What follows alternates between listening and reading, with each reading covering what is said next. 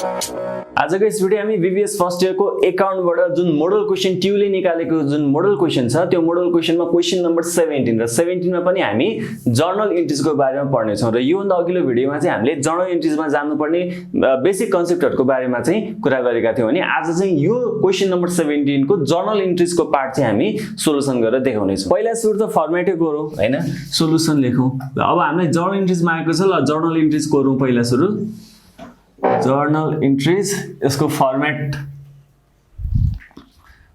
पहिला सुरु date, particulars,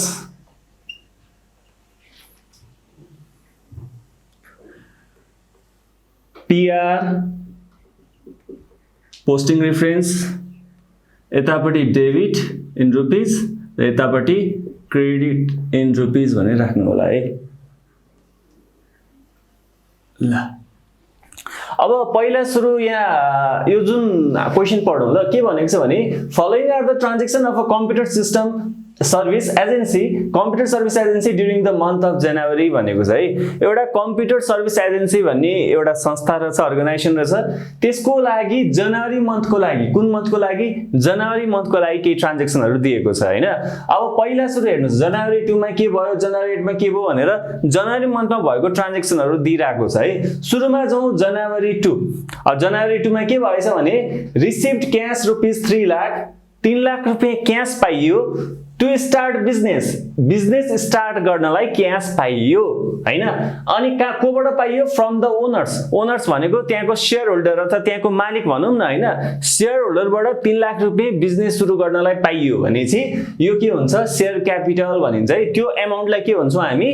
share capital भन्छौं। बैंकबाट लोन लिएको भए त्यो लोन हुन्थ्यो, तर ओनरबाट पैसा आएको छ नि त बिजनेस सुरु गर्न, त्यसलाई लोन हैन कि, त्यो के भनिन्छ? शेयर क्यापिटल भनिन्छ अथवा शेयर भन्न सक्छौं है। अब यसको जर्नल इन्ट्री बनाइहालौं। जनवरी 2 बिजनेस स्टार्ट गर्दाखेरि जे लगानी भएको, जस्तो यहाँ क्याश लगानी भएको छ, ओनरबाट क्याश प्राप्त गर्यो हो, क्याश एकाउन्ट डेबिट हैन।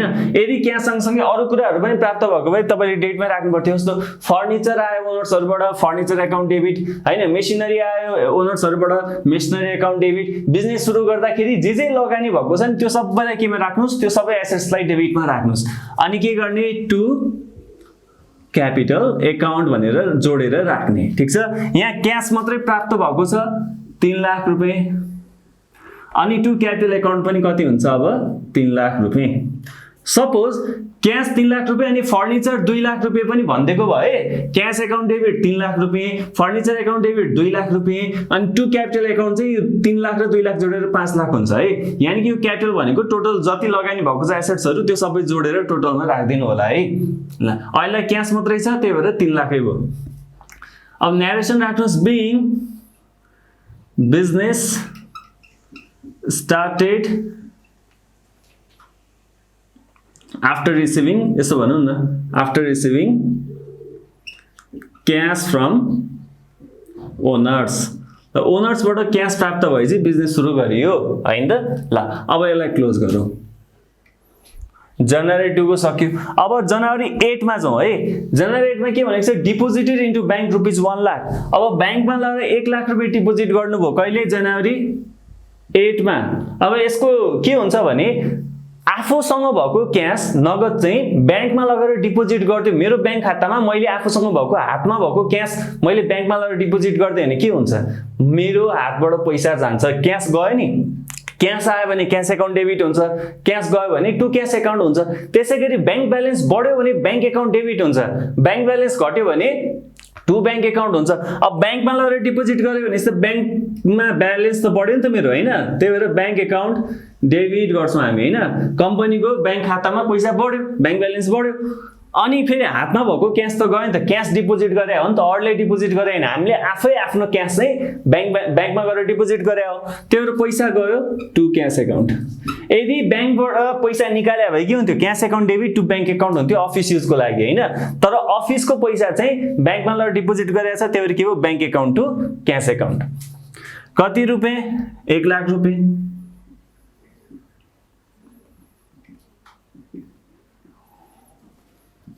being cash deposited into bank.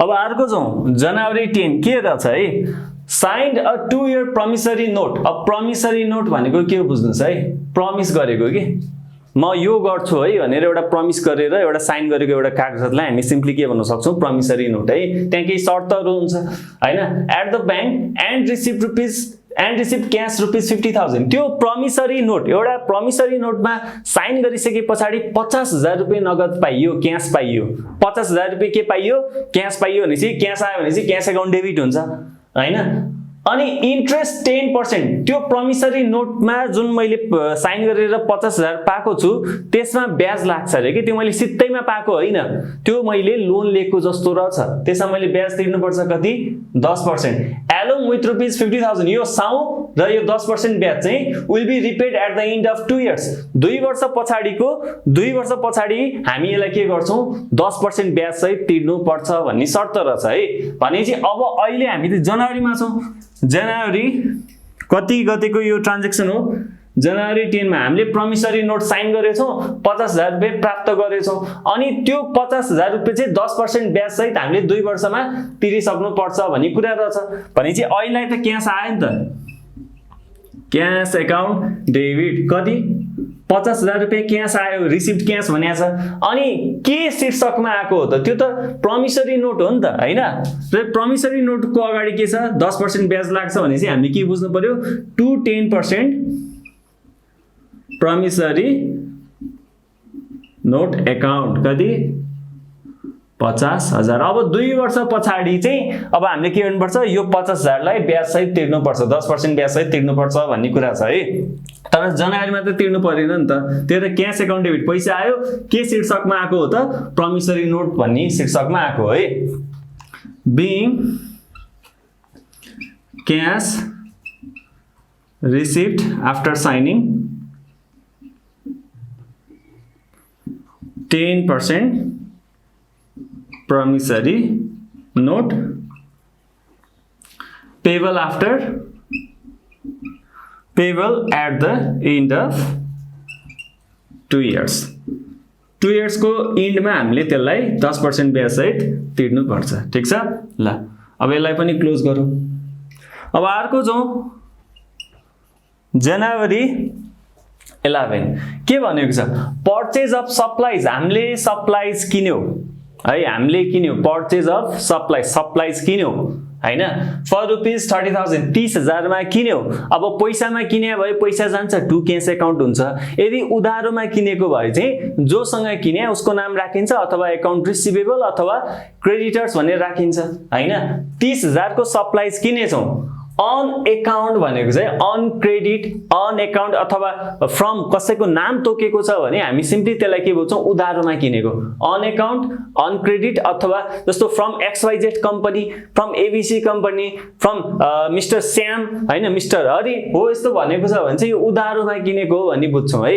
अब उधारोमा किनेको रहेछौं हामीले अफिस सप्लाइज कति 30,000 रुपैयाँको the company has 45 days to pay for the supplies जुन यो 30,000 को सप्लाइज हामीले किनेको छ यो कम्पनी हाम्रो कम्पनीले किनेको छ 30,000 को सप्लाइज उधारोमा अन अकाउन्ट त्यसलाई तिर्नको लागि चाहिँ कति दिनको भाका छ 45 दिनको भाका छ है यानी कि 45 days टु पे 45 दिनको टाइम छ अहिले हामी जनवरी कति किन्यो जनवरी 11 मा किनेको भनेपछि फेब्रुअरीको पनि अझै पछाडीतिर लास्टतिर हामी तिर्छौं 45 दिन पछाडी तिर्छौं है अथवा 45 दिन भित्र तिर्ने भाका छ त्यो अगाडि पनि तिर्न सक्छौं है अब यसलाई के गर्ने त भन्दाखेरि सप्लाइज किने हो सप्लाइज अकाउन्ट डेबिट पैसामा किने भए टु क्याश अकाउन्ट हुन्थ्यो पैसामा किने हैन अब पैसामा नकिने भनेपछि उधारोमा किने हो अब उधारोमा किने भनेपछि जोसँग किने उसको नाम राख्ने कोसँग किने क्वेशनले भनेको छ त नाम तोकेको छ छैन उधारोमा मात्रै किने भनेको छ अब हरि बहादुरसँग किने भने भए टु हरि बहादुर भनेर लेखिन्थ्यो होला हैन अब यहाँ के गर्नु पर्यो भन्दाखेरि टु अकाउन्ट पेबल अकाउन्ट अब नाम छैन त्यही भएर हामी के लेख्छौं टु अकाउन्ट पेबल तिर्न बाँकी छ अकाउन्टमा किनेको त्यही भएर उधारमा किनेको पेबल तिर्न बाँकी छ भनेर हामी राख्छौं कति 30,000 न्यारेसन लेख्न सक्नुहुन्छ being purchase of supplies on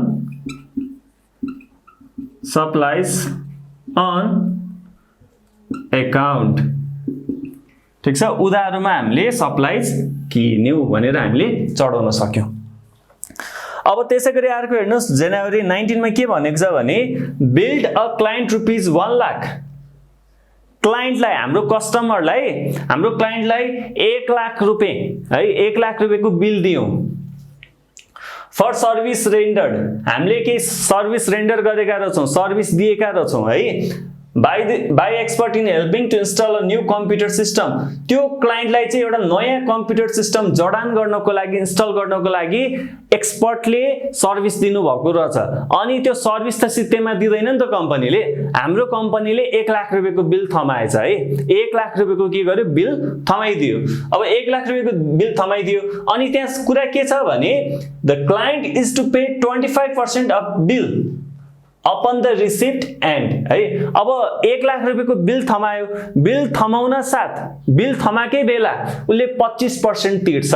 1 lakh रुपैयाँको बिल थमाइदियो भने उले अन द स्पोट कति तिर्छ 25%, यानी कि 1 लाखको 25% भनेको 25,000 रुपैयाँ तिर्छ हैन। एन्ड द रिमेनिङ ब्यालेन्स भने कति त 1 लाख रुपैयाँको सर्भिस तपाईले रेन्डर गर्नु भएको छ, 1 लाख रुपैयाँको बिल दिनु भएको छ, उले 25% यानी कि 25,000 तिर्छ भनेपछि बाँकी उले तिर्नु बाँकी त 75,000 हो नि। त्यो 75,000 यानी कि रिमेनिङ ब्यालेन्स विथिन 60 डेज र 60 दिन भित्र उसलाई तिर्ने भाका सहित त्यो शर्त राखिएको छ है। भनेपछि 1 लाख रुपैयाँको बिल दियौं सर्भिस दिए बापत, अनि त्यो 1 लाखमा 25% अन द स्पोट उले दिन्छ 25%, अनि बाँकी 75% यानी कि 75,000 चाहिँ उले 60 दिनको भाकामा बिस्तार तिर्छ। अब यसलाई इन्ट्री गरौँ है त। जनवरी 19 को ट्रान्ज्याक्सन हो जनवरी 19 हैन।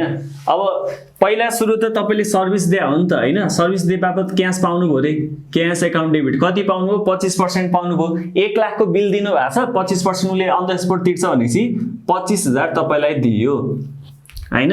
तपाईले सर्भिस कतिको दिनु भएको टु सर्भिस रेभेन्यू भन्नुस्। तपाईले सामान बेचे हैन नि, यो जनवरी 19 मा हेर्नुस् त एक्सपर्टले सर्भिस दिएको सामान बेचेको भए टु सेल्स रेभेन्यू अथवा टु सेल्स अकाउन्ट हुन्थ्यो।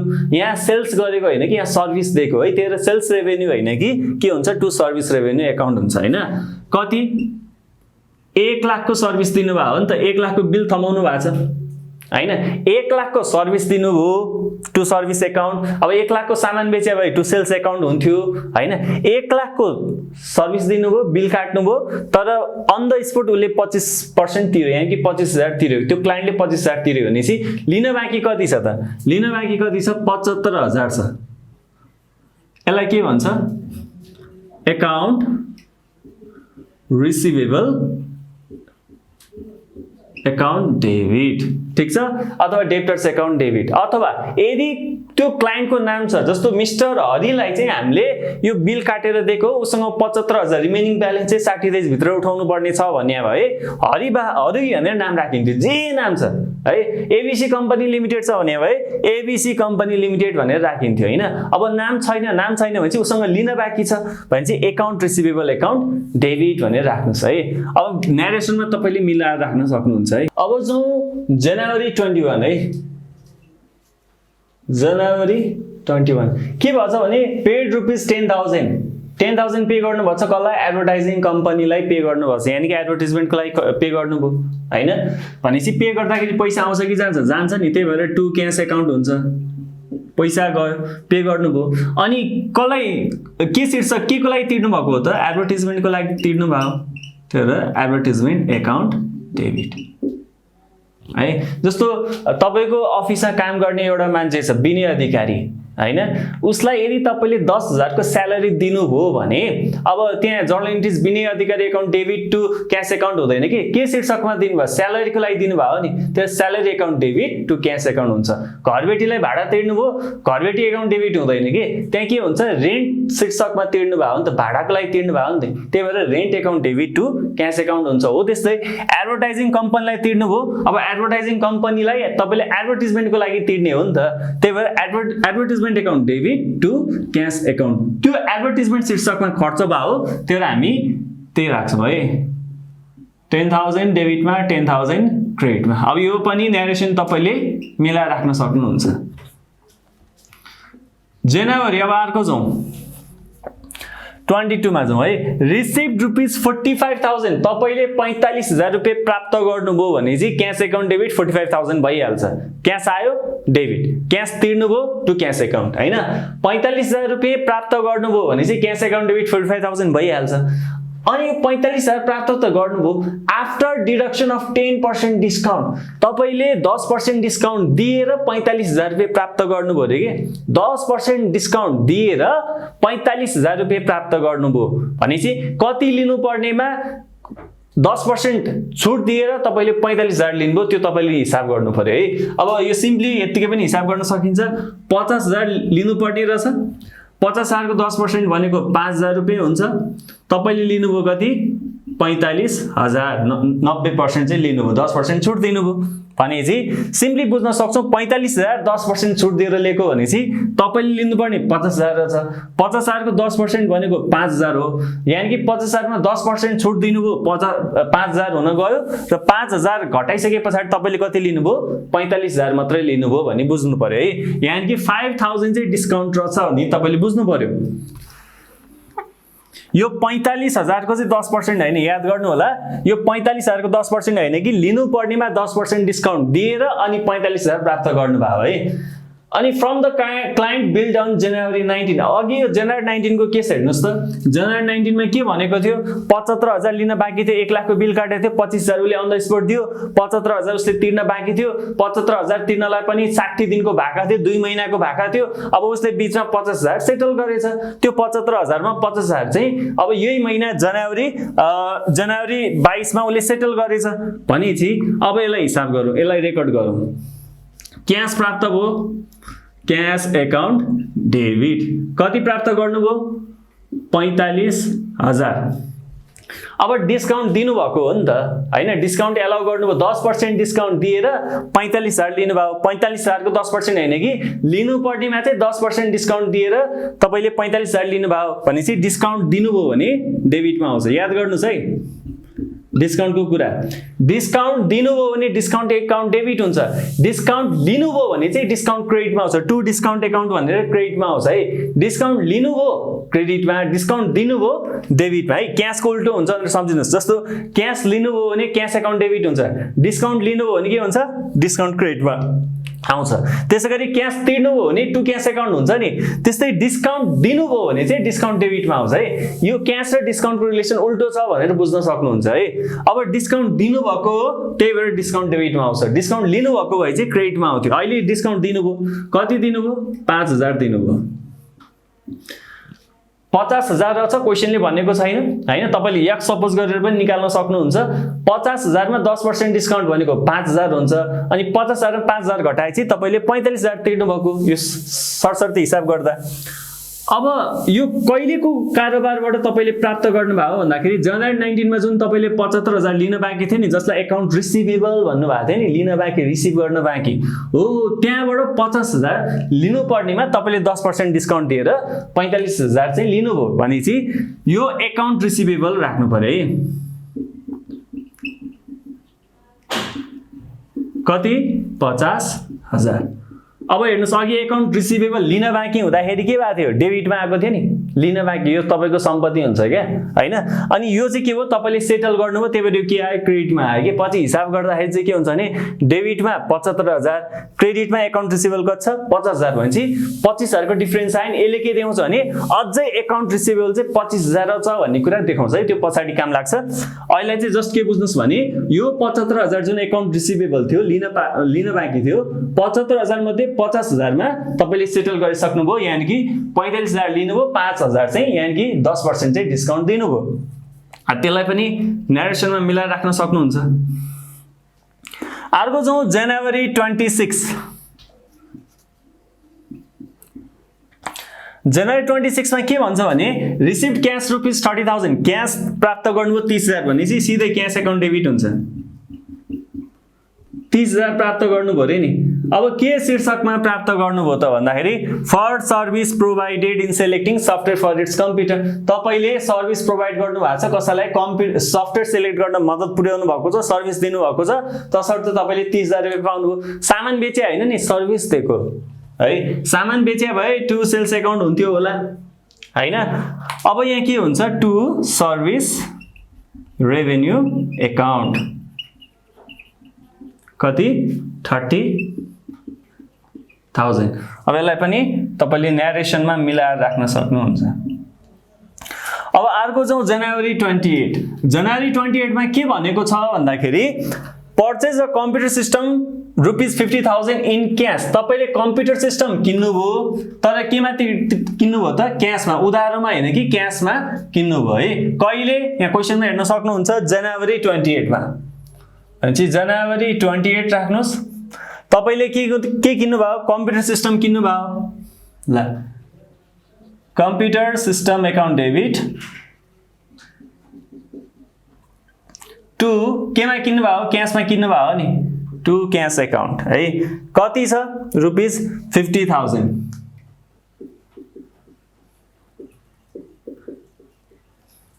अब यसलाई पनि न्यारेसनमा मिलाएर राख्न सक्नुहुन्छ है।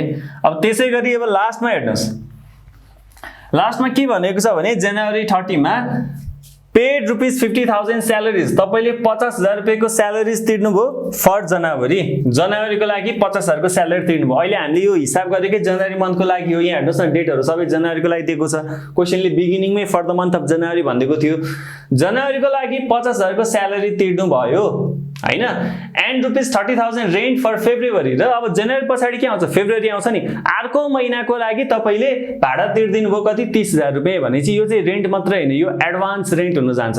रेन्ट मात्रै भने अब एक्सपेन्सेस हुन्थ्यो, एडभान्स रेन्ट भने चाहिँ यो एसेट्स हुन जान्छ है। अब यसलाई कसरी ट्रिट गर्ने त भन्दाखेरि, जस्तो तपाईले तिर्नुभयो कति, जनवरीको लागि 50,000 को स्यालेरी तिर्नुभयो, अनि फेब्रुअरीको लागि 30,000 को भाडा तिर्नुभयो। अहिले तपाई कहाँ हुनुहुन्छ, जनवरीमै हुनुहुन्छ। त्यही भएर यो कहिलेको ट्रान्ज्याक्सन हो, जनवरी कहिलेको ट्रान्ज्याक्सन, 30। स्यालेरी तिर्नुभयो, स्यालेरिज एकाउन्ट डेबिट। भाडा तिर्नुभयो, रेन्ट एकाउन्ट डेबिट। कति तिर्नुभयो, स्यालेरिज 50,000 तिर्नुभयो, रेन्ट कति तिर्नुभयो, 30,000 रुपैयाँ तिर्नुभयो हैन। अब यहाँ के हुन्छ, टु क्याश एकाउन्ट। तपाईको पैसा गयो नि त, कति गयो, 80,000 गयो टोटलमा हो, 80,000 गयो। तर यहाँ अब एउटा कुरा छुट्यो कि यो रेन्ट छ नि, यो रेन्ट कहिलेको लागि तिरे, फेब्रुअरीको लागि तिर्नु भयो। तपाई कहिले जर्नल बनाउँदै हुनुहुन्छ, यो कहिलेको इन्ट्री हो, जनवरीको इन्ट्री हो। अब फेब्रुअरी जुन आउन बाँकी महिना छ, आउन बाँकी समयको लागि तपाईले पहिले तिर्दिनुहुन्छ भने त्यो खर्च हैन, त्यो तपाईको सम्पत्ति हुन्छ। त्यो एडभान्स रेन्ट हुन जान्छ है। रेन्ट हैन कि त्यो के हुन्छ, एडभान्स रेन्ट अथवा प्रिपेड रेन्ट हुन जान्छ है। ल एडभान्स रेन्ट एकाउन्ट डेबिट भनेर राख्नु पर्यो। किनभने यो फेब्रुअरीको लागि हो। हेर्नुस् त, हो एउटा सानो एउटा मन्थको कुराले पनि इम्प्याक्ट पार्छ है। जनवरीको लागि तिर्नुभयो खर्च हो, तर फेब्रुअरीको लागि तिर्नुभयो त्यो एडभान्स हो है। एडभान्समा पे गरेको त्यो तपाईको लागि एसेट्स हुन जान्छ है। अब यो पनि तपाईले न्यारेसनमा मिलाएर राख्न सक्नुहुन्छ। यो हामीले मोडल क्वेशनको क्वेशन नम्बर 17 बाट सल्भ गरेका छौं र यो क्वेशन चाहिँ लङ क्वेशनमा छ है। 15 मार्क्सको क्वेशन हो र यहाँ चाहिँ हामीले जर्नल इन्ट्रिज मात्रै गर्यो। जर्नल इन्ट्रिजबाट 5 मार्क्स क्यारी गर्छ। यो सँगसँगै अब जर्नल इन्ट्रिज गरिसकेपछि तपाईले त्यहाँ टी अकाउन्टहरु, ट्रिपल कलम क्याश बुकहरु, ट्रायल ब्यालेन्स बनाउनको लागि पनि क्वेशनले सोधेको छ र अहिलेलाई चाहिँ हामीले जस्ट के मात्रै गरेका छौं, जर्नल इन्ट्रिज मात्रै गरेका छौं र जर्नल इन्ट्रिज गरिसकेपछि यसैको बेसिसमा तपाईले पछाडीका त्यो टपिकहरुमा अथवा त्यो क्वेशनहरु तपाईले सल्भ गर्नुपर्ने हुन्छ।